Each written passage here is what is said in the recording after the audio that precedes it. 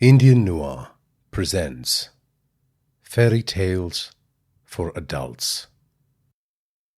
The story today is Chol. There was once a woman who lived at the edge of the forest. Her husband had gone hunting alone, and by the 6th morning he had not returned.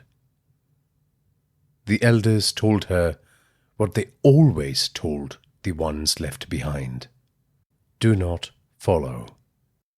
There are creatures that live in the interior, beings from before the great floods, spirits from the beginning of time. Sometimes they claim trespasses and don't even leave behind bones.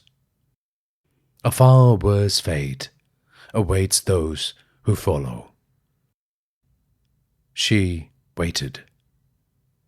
This was what a wife did. Then she ignored the warnings. This was what a woman in love did. On the 9th morning, she went in. The jungle received her the way water receives a stone. It closed over her, and she was gone. For a long while, there was only green and heat and the smell of rot. She did not call his name.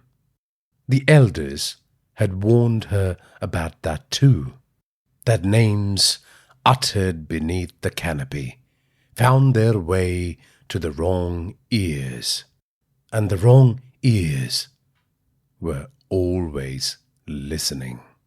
Then she heard it. Chol, Chol. She knew the bird. She had heard it all her life. But this was not above the canopy. This was level. This was close. This was not a bird. She stopped walking. The sound moved around her in a circle. Chol, Chol. Not two birds. One voice, testing different distances, taking her measure.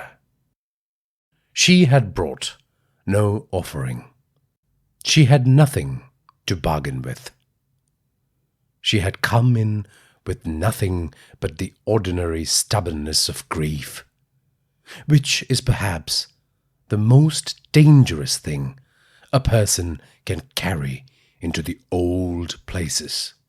There was a spear in the earth in front of her. She had not seen it arrive. It was bone white, and it thrummed faintly, the funereal hum of something summoned from the void. She reached out and touched the shaft. She should not have touched it. When she walked out of the interior, 2 days later, the men who came to meet her stopped a few paces away and did not embrace her. They could not have said why.